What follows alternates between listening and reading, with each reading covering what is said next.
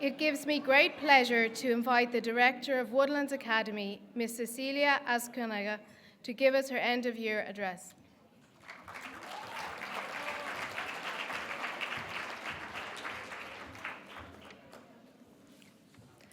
Thank you, Jennifer.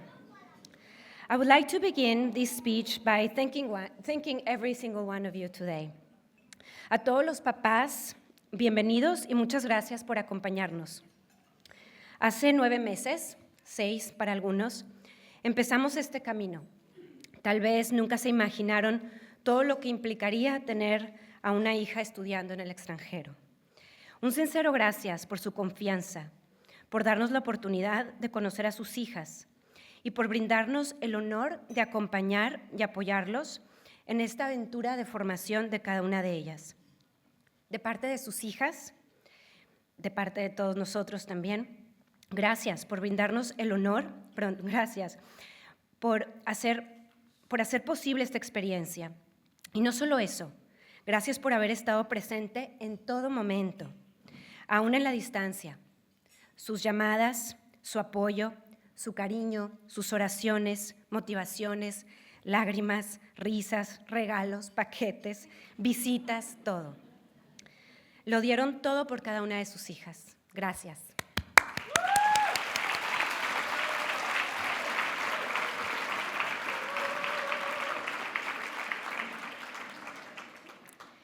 To all the Woodlands staff, to our leadership team, Ms. Heli, our Vice Director, Ms. Lisa, our General Manager, our new Academic Manager, Jennifer Mulcahy, and our Financial Manager, Ryan, thank you so much. To my consecrated sisters, thank you for your dedicated surrender to each one of these girls. Day and night, and sometimes night after night, thank you. To all the community of Legionaries of Christ, and in a special way to our chaplain, Father Barry O'Toole, thank you for being there for us, for giving us the greatest gift of the sacraments, and for being a true spiritual leader to our girls. Our dear coworkers, thank you very much for your service this year. You have been role models and a source of inspiration for them. God bless you as you go back and start this new chapter in your lives. To our staff, teachers, deans, nurses, administrators, finance department, maintenance, coaches, you have been an incredible force of committed people, giving your best every moment and bringing forth the mission of Woodlands. Thank you. And now, I give my attention to our dear generation, 2003-2004. We find ourselves at the end of the road. No more waking up in the morning to the sound of the coworkers calling you to get out of bed. No more running to be on time for Mass. No more Saturday walking around during free time and planning pranks against each other's house. No more buying junk at the machine in the Mejel Common area. No more outings, no more trips, no more English classes, no more language infractions, no more English vouchers, no more clinics, no more assemblies, no more. Your time in Woodlands Academy has come to an end. But there is a phrase that we all hold very dear to our hearts, and year after year, it has become the motto of our students. Once a Woodlands girl, always a Woodlands girl. But what does it mean? It means that your time here in Woodlands remains forever. It doesn't end. You have left a mark in Woodlands, and Woodlands has left a mark in you. There are 2 things that nothing and anyone can take away from you, even when you go back home. These 2 things will always be with you. First of all, your commitment to yourselves. When you first arrived here, you were faced with one of the most difficult experiences one has to face as we grow up: the transition to a new life, a new country, a new group of people. All of a sudden, you found yourself alone. Yes, surrounded by people, but you, in a way, were alone. Those people were strangers to you. You had to open yourselves up, give each other a chance, or two, or three. You were brave enough to face your own personal obstacles, to go out of your comfort zones, and to give your best to overcome those obstacles. You committed to every single moment to give your best. And I am sure there were moments in which you felt frustrated, and it all seemed so difficult. There were rainy, dark days when you felt sad and homesick. But you learned to gather up all the energy and strength from your hearts and your personalities and trust that everything was going to be okay. And look at you now. You go out now with your heads held up high. I couldn't be more proud of you. Number two, the people. During this year, you came across incredible people. Some new people, but also you rediscover certain relationships. Perhaps for the first time in your life, you had to stop and reflect on your relationship with your parents. At an age when there are so many changes and confusion, you found yourselves away from your parents. Distance was so powerful.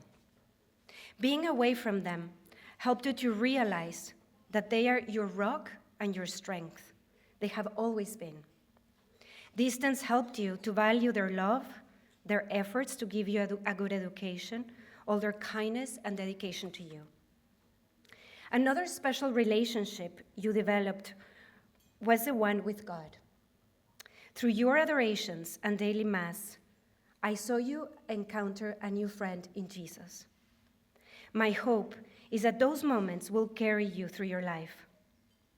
That every time you feel lonely or confused or sad, or any time you want to share a joy, a victory with someone, that you will remember the silent space in your heart where you found Jesus, and that you will go back to it constantly to get through every challenge and every joy. Also among the people you encounter is the amazing group of formators, consecrated, deans, co-workers, teachers. Every single one of them gave something of themselves to you, and you in return left something of you in our hearts.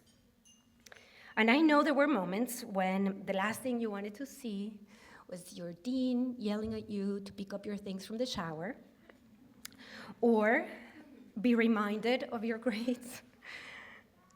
There were moments that were frustrating.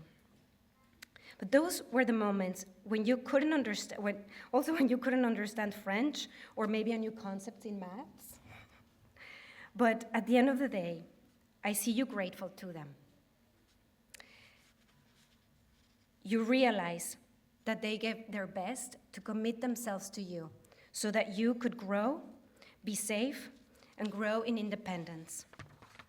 And finally, among the people you encounter and the gifts that you take with you is the memorable bond you made with your Woodlands sisters. Those strangers who little by little became sisters to you, they were the ones who made this year so special. You learn to lean on each other, to accept each other with their own little uniqueness. You were able to open up your hearts and embrace each one of them for who she was. These sisters will always be with you. So as we come to the end of this road, you take away so much more. All these gifts and experiences you lived here. Remember what we talked about during assembly. Your life is like a book. You choose what you write in it. So even if this road comes to an end, life does not end here. You're just at the beginning of a new chapter. Your life story continues. Be sure nothing of what you have lived here will be forgotten. It is all written in your own book, and it serves a purpose. It remains in your memory and in your hearts, and will always be with you. It has become a part of who you are. the commitment to yourself, the people you met. These are the treasures that you take today with you. The greatest lesson is the greatest investment you have made for the rest of your life. That is why we can say that you will always be a Woodlands girl. The adventure doesn't end here. You take it with you forever. And as you move forward, remember the power that lies in each one of you. You are capable of anything. Do not stop here.